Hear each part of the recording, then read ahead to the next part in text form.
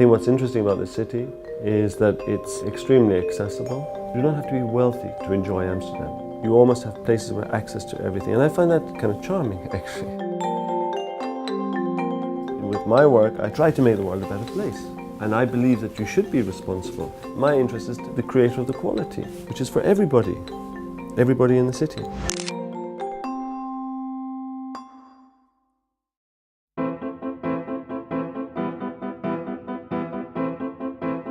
You have to be a perfectionist, and I'm never satisfied, and I'm never happy. It's painful. It's really painful being a perfectionist. I like to bring things forward. That's one of the reasons why I came to the Netherlands, because the Netherlands was really a forefront in the evolution of architecture. It's very progressive, has always been progressive. If somebody wants a classical historical building, they shouldn't come to us. We can't do it. We're not very good at it. We don't want to do it. We want to make things that are important for now and the future, rather than saying something about the past.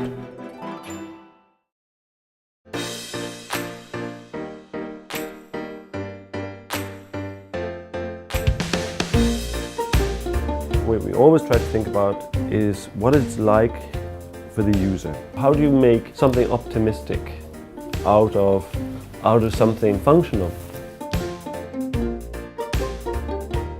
Think of the space. How do you experience it? So when I'm on my bike and I have to store my bike, I don't want to lift it up a staircase, so I want to cycle it up the staircase. And then I think I should get a reward for that. And in this case, it was a view of the city. Shall we go to the top? Last two spaces are always filled. Somebody takes the effort to cycle all the way up here and to park their bikes at the last two spots.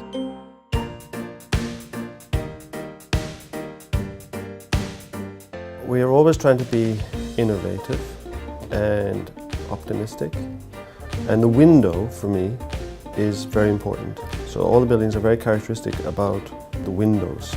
And I wanted to give these people a space on the water and on the sun, so we developed these garage door systems where you can open up your facade and create this space between the street and your house, a kind of in-between space.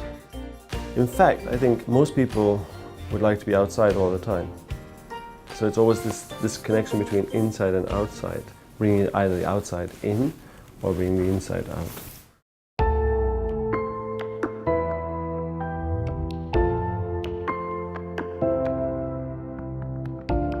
Hey, Mimi, down, Pepper.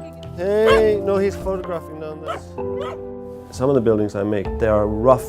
They're edgy, and they're always an experiment. And when you're making an experiment, you don't know what the results are going to be, actually. And a lot of my projects are a bit like that.